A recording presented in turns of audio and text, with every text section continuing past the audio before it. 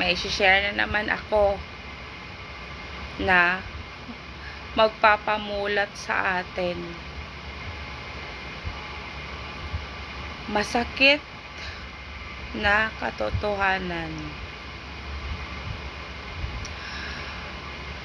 Kaibigan ka lang or kakaibiganin ka lang kapag may makuha sila sa'yo.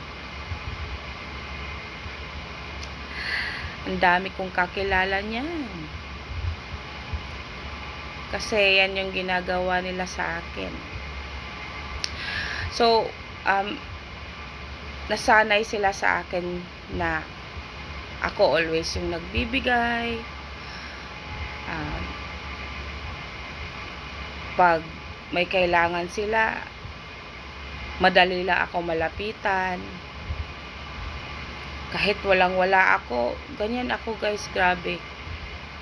Kahit walang-wala ako, tutulong at tutulong pa din ako. So, nasanay sila sa akin na ganyan.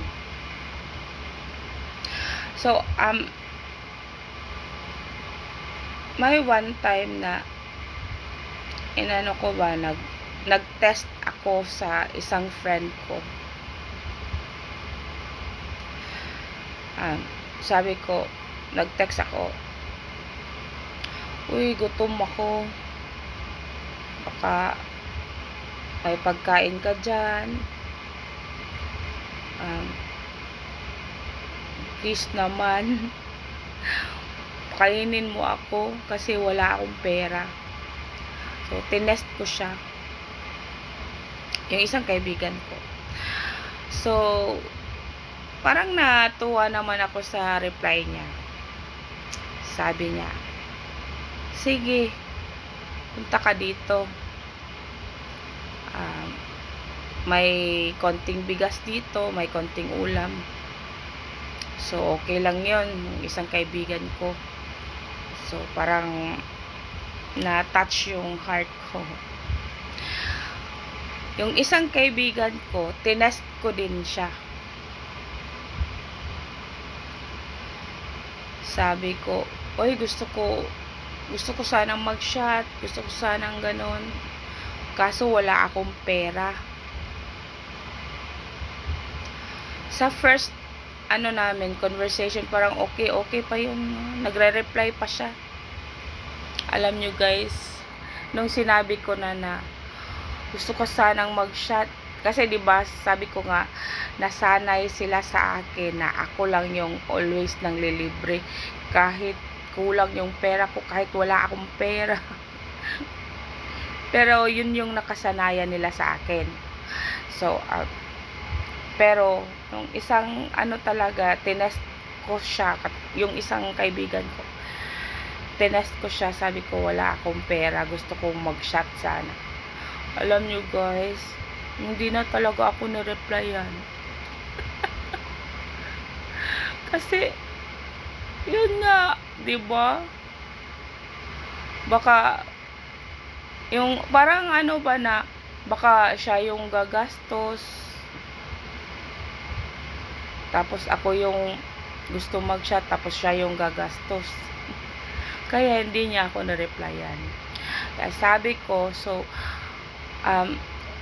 hindi naman ako nagdadamot, no? Pero so always na lang pala na ako palagi yung nagbibigay. So ako palagi yung may taya. Yung ganon. Ang hirap talaga i-explain guys pag Tagalog mo kayo. Sorry ha, talaga guys. Bisaya kasi ako ba? Gusto ko i-explain sa Bisaya.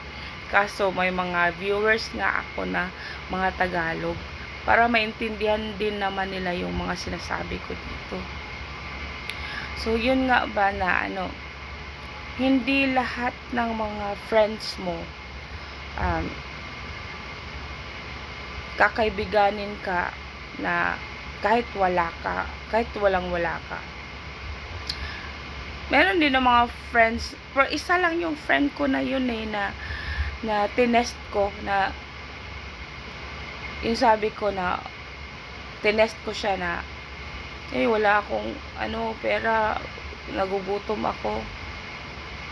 Tapos yun, sinabi niya sa akin, halika dito sa bahay, may konting ulam, may konting bigas, kain ka dito. So, isa lang yun siya. Pero iniwasan ko din siya, guys. Kasi, yung parang, inaabuso na din ako. Hindi lang siya, pati yung pamilya niya. So, yun, iniwasan ko na. Kaya, wala talaga akong friends. Kasi, na-differentiate ko kasi, guys,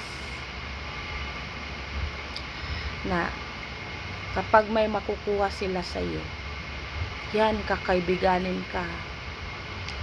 Pero, pag walang reply,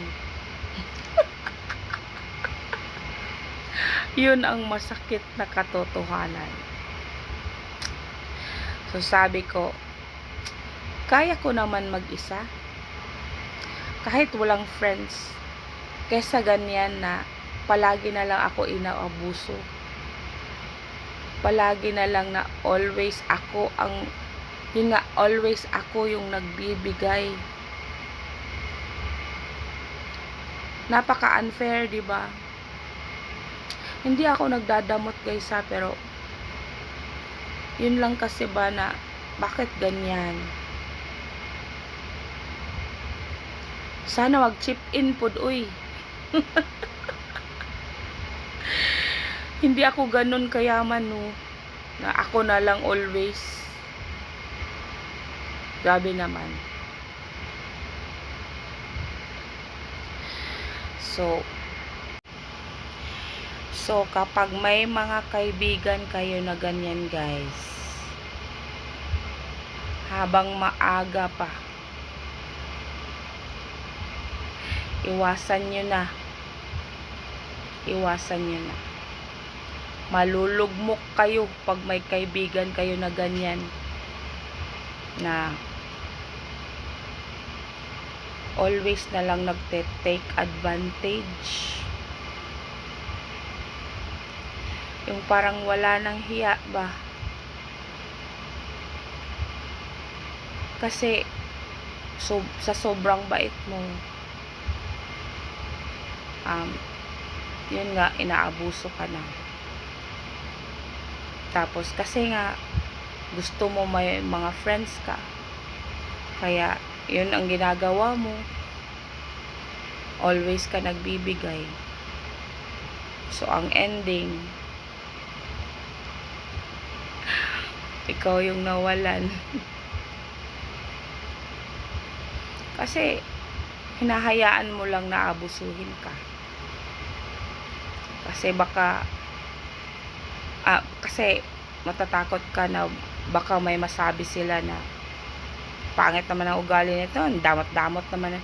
'Di ba? Yan yung natin, iniisip natin, na pag hindi tayo magbibigay, yan yung iisipin nila, na madamot tayo.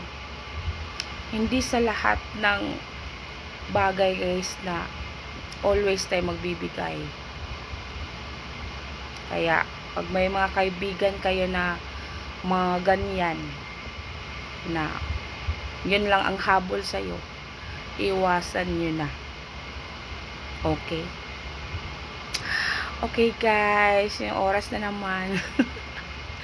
I love you so much, guys. Thank you sa panonood ng mga videos ko. Mwah. God bless.